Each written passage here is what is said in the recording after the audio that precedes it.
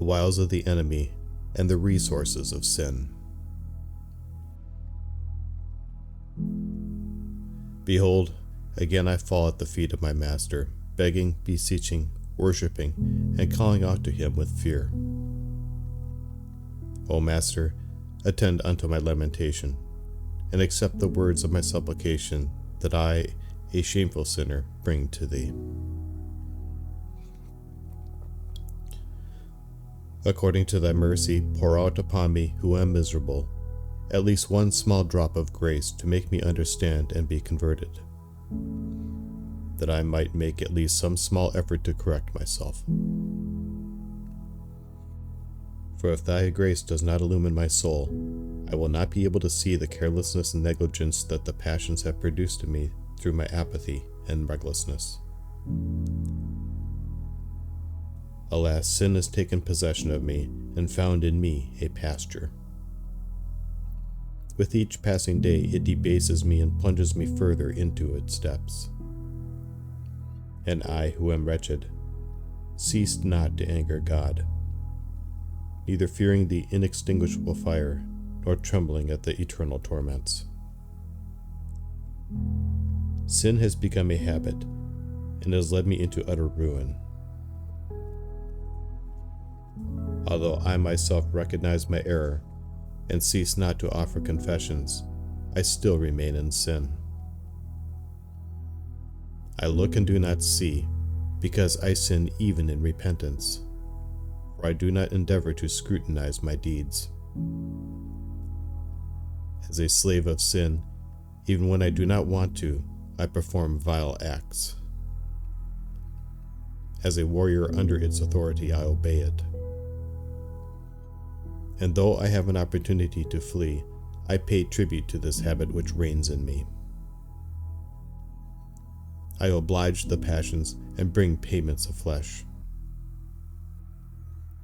I know that corruption is gaining strength in me, and I myself cooperate with it, attracted by some secret force.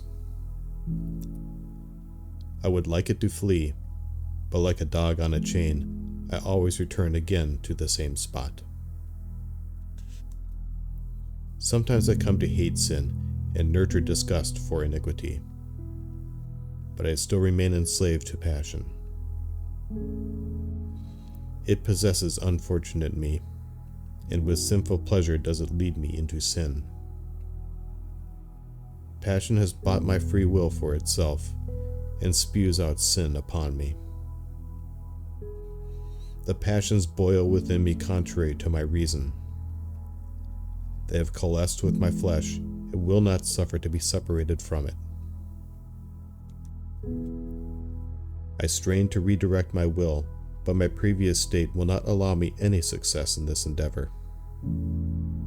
I, who am miserable, try to free my soul from its debts, but immediately does the evil usurer lead me into greater debt. Generously does he grant me loans, never even mentioning repayment.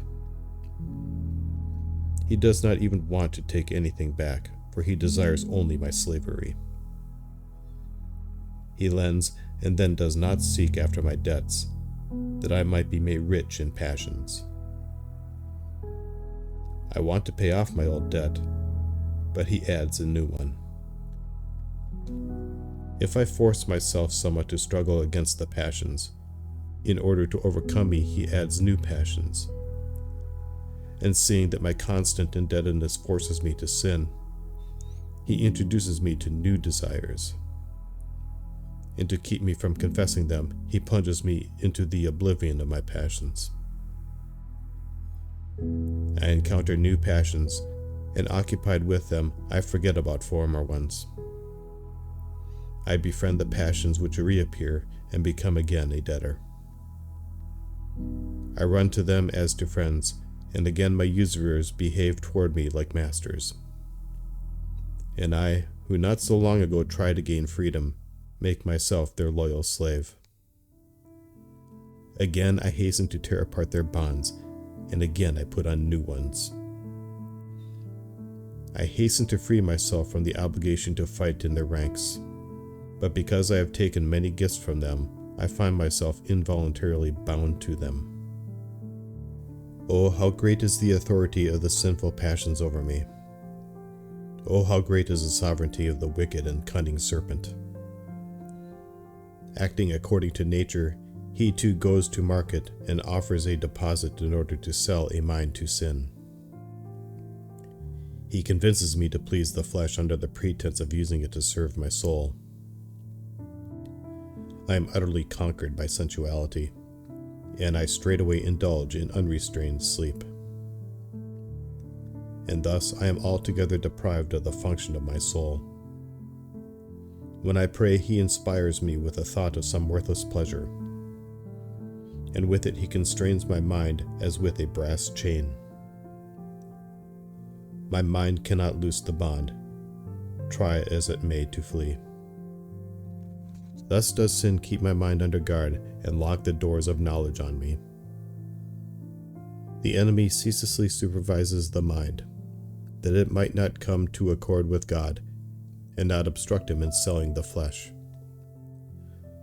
To this end does he employ a multitude of confused thoughts, assuring me that I will not be asked about such trifles at the judgment, that it is impossible even for anyone to know of these thoughts, and that all such things will be forgotten.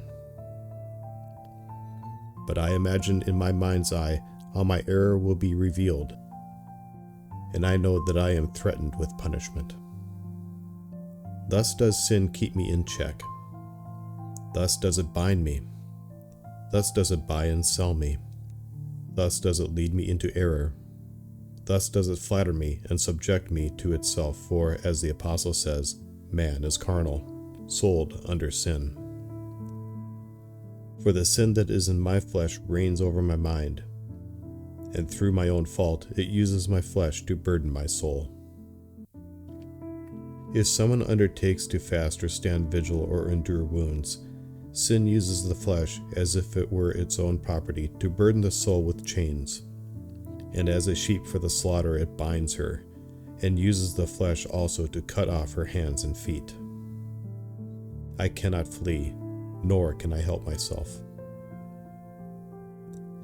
Alas, alive I am a corpse. I look and do not see. I have changed from man to dog, and though I have reasoned, I am treated like a beast. Have mercy, O soul, on thyself, and hasten at last to engage in battle with sin before thou art parted from the body, that we might not remain outside the doors like the foolish virgins. For one dead cannot see life, or contemplate righteousness there when there is no battle for life or death, where there is no flesh for the enemy to curse when he is utterly vanquished by it.